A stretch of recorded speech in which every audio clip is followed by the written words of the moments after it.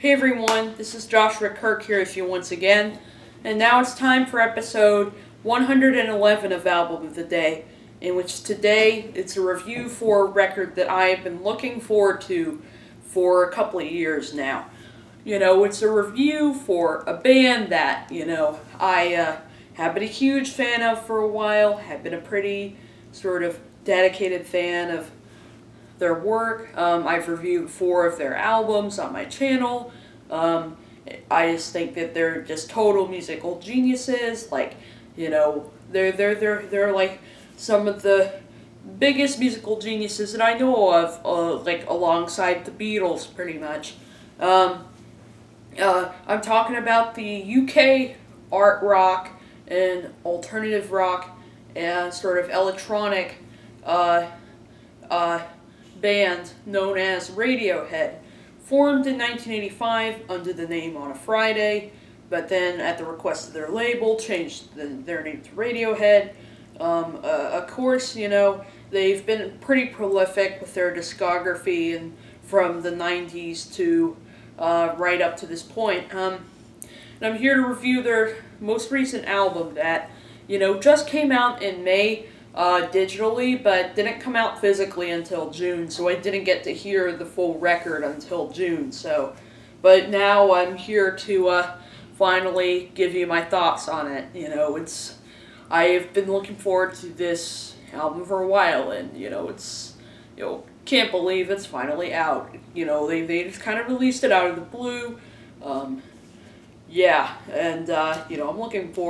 been looking forward to this for a while, and, pretty happy with the results for the most part. The album is called A Moon-Shaped Pool, and this record, just like most of Radiohead's other records, just as I would have figured, this one did get lots of critical acclaim, and I would have to agree that this is a really good album. It's probably Radiohead's best album since In Rainbow, which I reviewed a couple of years ago. Still think it's a great album, although still my favorite Radiohead album would have to be Kid A.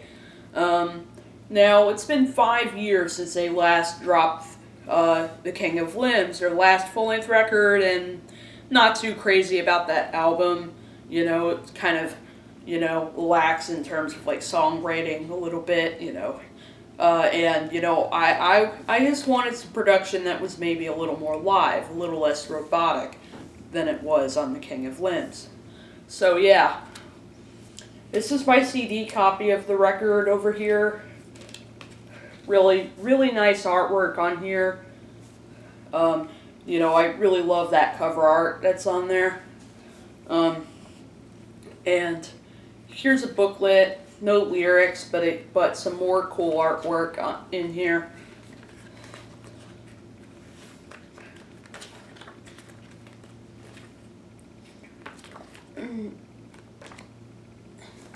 And let me show you the.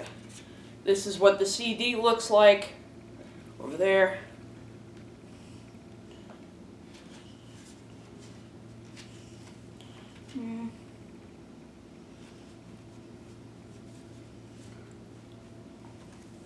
So yeah, that's the packaging for A Moon-Shaped Pool, the new album from Radiohead. Now, 2 singles, led up to the release of this record, Burn the Witch and Daydreaming. And so it's kind of, it kind of makes sense that they're both the first 2 songs on the album. Burn the Witch, the opening track on this thing, features some really fluid, tinny percussion, some really beautiful and yet very intense and very just, eerie strings that sound as if they could have come out of a horror film soundtrack. And then, of course, and then there's some politically charged lyrics on this track. A sort of like insecure sort of, bass synth in the background. And of course, Tom has a very just soaring vocal performance on this track. Just those sort of nasally, sort of howls on that track. I absolutely love that about that, and the string section is really gorgeous. And yeah, it was a bit of a grower, but definitely a great single, and definitely a great way to open the record, pretty much. It kind of pulls you in right away. And the other single, Daydreaming, was a much drearier cut, has these really somber piano chords, which I thought were really beautiful, some swirling sort of keyboards and strings, sort of a pained sort of vocal performance from Tom York to pair with its kind of depressing lyrics and mood pretty much, as well as these kind of weird, kind of unsettling, sort of creepy, like low-pitched reversed vocals at the end of the track. Really, beautiful track. I mean, definitely a grower. I know this song may not necessarily appeal to everyone, but I definitely do think it's a really nice cut. It definitely sort of, gives you a clue about what the rest of the album sounds like, and that's kind of what it sounds like. It's a very moody, somber, kind of dreary, easily the most depressing album in Radiohead's discography. I mean, this album is so depressing, it rivals any Elliott Smith record or the latest National record, in my opinion. Some people may say that this record is too quiet and that it's boring or something like that, and yeah, I understand how some people could relate to that. I mean, for example, not really a huge fan of the sort of slowed down, sort of spacey approach that Beck took to his last album or anything like that, but, underneath these kind of vast, nocturnal sort of, spaces, these are some very compelling songs, for sure. So yeah, anyway, on to some of the deep cuts on this record. I love the song Deck Dark. I love the song Deck's Dark. It's got some lyrics kind of, about kind of, this UFO that kind of lands onto planet Earth and causes some extreme paranoia and anxiety due to some deafening sound that's, that's occurring in your darkest hour. So I thought the lyrics on that track, it's a pretty interesting wordplay, although they were definitely very serious and kind of sad for the most part. And I love that part where the women's choir comes in. Musically, it's driven mostly by pianos and guitars and percussion. Pretty straightforward instrumentation on this track. But then again, you have the women's choir, which just sounds so nice on there. When the bridge of the song comes in. The following track, Desert Island Disc, has kind of a bossa nova acoustic guitar laden sort of vibe to it. Not the best lyrical moment on here, although did find some of the lyrics interesting, although the abrupt ending did make it feel a little more like a motif than an actual song. But I absolutely love the next track, Full Stop. This track is probably the most King of Limbs-esque moment on the whole record because of its kind of, mostly because of its kind of diddling, kind of, repeating bass line, and its, as well as the drums on that, as well as the beat on that track kind of sounded a little bit like that, a little bit. But then eventually you get these, I like how the song sort of builds up into this kind of, I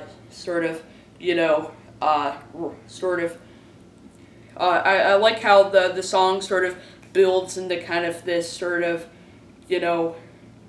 it's sort of this krautrock inspired jam with some very hypnotic guitar playing and stuff like that.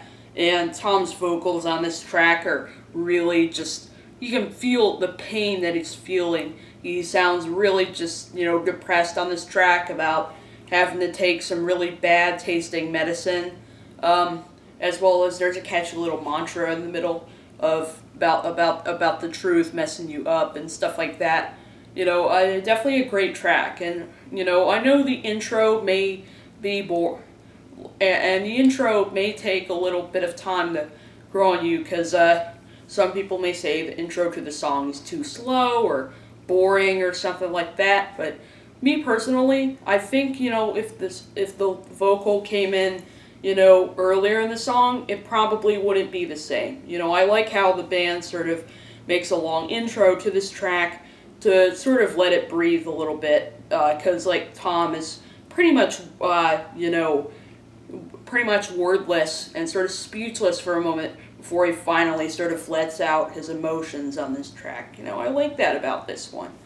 And but then there's definitely some more softer, sort of more minimalistic moments on here. There's the song, there's the song "Glass Eyes," which has this fractured, almost sequenced piano, as well as some really beautiful sort of wispy strings. And of course, the lyrics on this track deal with basically the character's sort of extreme paranoia. He gets out of the train and sees a bunch of faces that he's never seen before.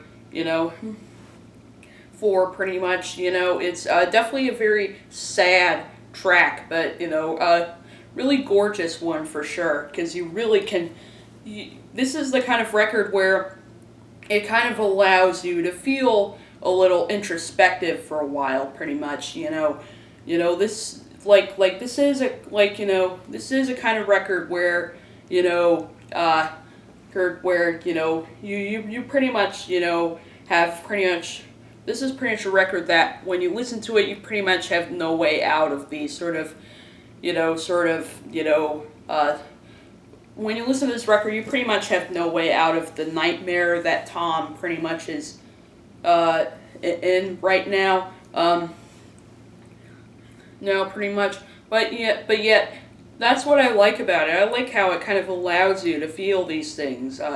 And you can listen to it and be like, it's okay, it's okay. I'm feeling the same as you, but we've all been here before.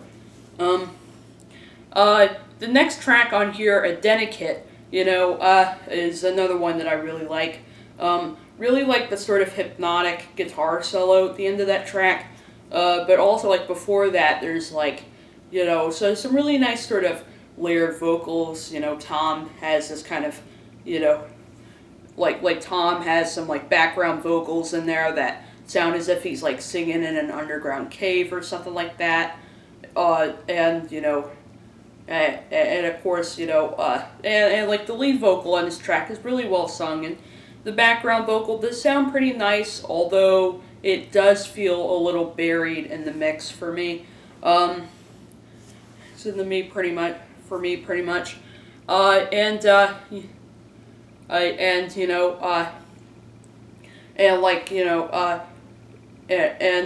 lyrics do deal with basically Tom's significant other kind of messing him around pretty much, and toying with his emotions a little bit. His emotions feel sort of torn apart in this sort of terrible relationship that he's in on this record. It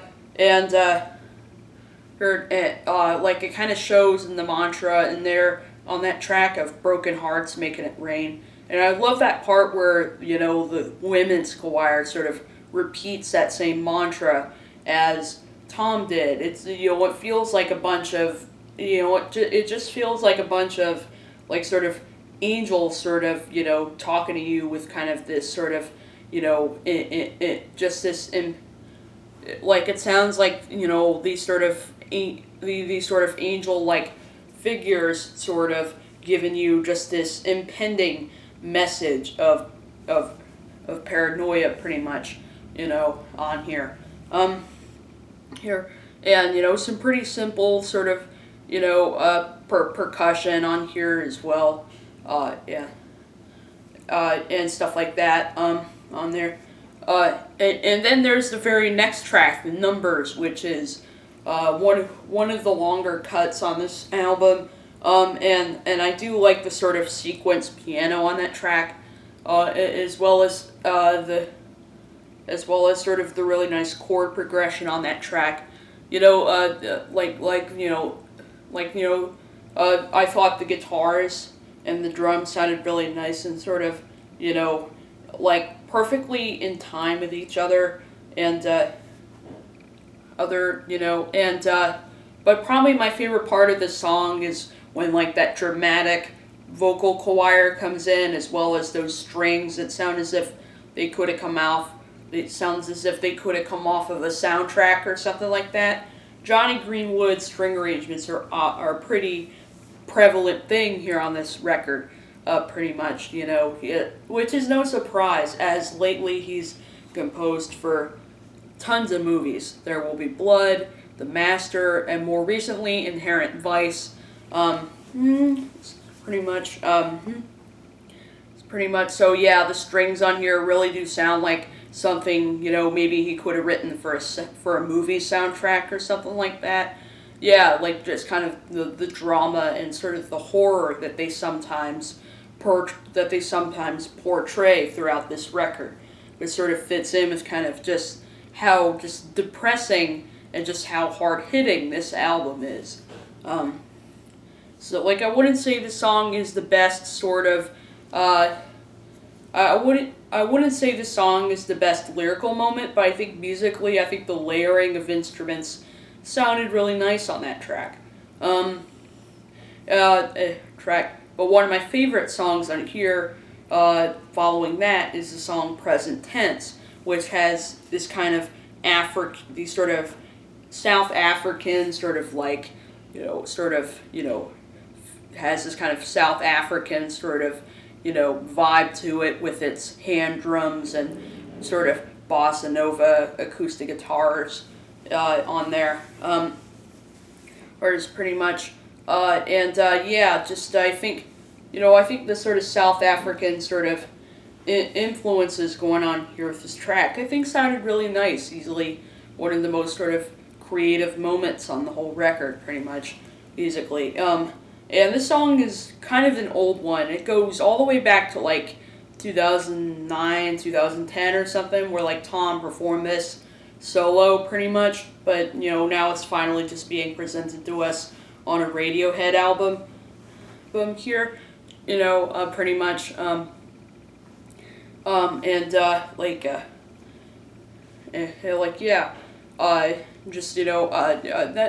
Sort of the African sounds going on with this track sounded really nice, and also I liked that part where the strings and choir came in. Sounded pretty ambitious right there.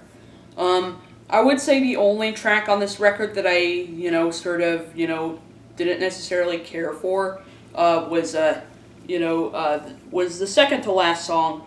It's a very long title on here, but I'll read it for you. It's called Tinker, Tailor, Soldier, Sailor, Rich Man, Poor Man, Beggar Man, Thief. The reason that one's kind of the weakest spot on the whole record is because, I just feel that, this is the one point where the sort of dreary, softer direction did seem a bit directionless. I mean, I thought the instrumentation on there sounded really nice, like the sort of kind of drum machine I thought sounded pretty nice, and the keyboard did sound pretty nice. I thought the elements themselves sounded pretty good, but just, is kind of the same kind of generic sort of, notes going on throughout the song that, did seem a little underwhelming to me. Although the string arrangement at the end of that track, I thought was really beautiful. It was so beautiful I almost cried. But other than that, it's kind of a, kind of a bit of a dud, maybe. But, not a bad song or anything like that. Just, it does pale a little bit in comparison to some of the other tunes on here. And then it closes with the really just very traumatic True Love Waits, which, which has, some very just, somber piano chords, as well as some kind of overdubbed piano, some extra, like, overdubbed pianos in the background. and easily one of the most just painful songs on the album lyrically. And I mean painful in kind of a soul-crushing, sort of depressing kind of way, talking about how it's sort of, dealing with the, really dealing with, this relationship pretty much, and, just feeling really lonely. I mean, and there's some sort of somber wordplay on this track, like the line of, true love lands on lollipops and crisps. That's some pretty, that's some pretty hard-hitting poetry right there, Tom York. But definitely one of his best vocal performances on here, like kind of his nasy sort of howls throughout this record, I thought sounded really nice on here. So yeah, it's definitely a very depressing album. I mean, I definitely think this is a kind of record that kind of, where I kind of allow myself to kind of feel depressed, depressed just like Tom York is pretty much on here. This is the kind of record where I kind of allow myself to have a little introspective moment. This is not a party record. This is not an open room record. I mean, listening to it in the car, it's not a bad way to listen to it, but it certainly, isn't the same as, like, listening to this, like, by myself, but it does not, but it definitely doesn't compare to, like, listening to this, like, by myself, in a dark room, with mostly a few lights, and stuff like that, in sort of a quiet sort of space, pretty much. This kind of a quiet time, alone time, sort of dreary sort of record. But yet, it's definitely a very rewarding listen as well. I mean, the production, just the production on this album, easily some of Radiohead's best production to date. And, some really great songwriting on this record. Tom's vocals, sound really nice. I thought Tom's vocals were kind of underwhelming on King of Limbs, but you finally can feel more of that pain and more of that emotion, and just kind of like, and you feel just more of just that horror, like, on this album pretty much, so yeah, if you're a huge Radiohead fan, I do recommend you check out this record, but, if you want something just fun and if you're looking for something that's just fun and upbeat and carefree and stuff like that, well then, I wouldn't recommend you check out this record. But if you want just a really good, just very somber sort of authentic mood record, well then I do recommend you check this album out. I mean, I'm feeling kind of a strong 8 out of 10 for this album.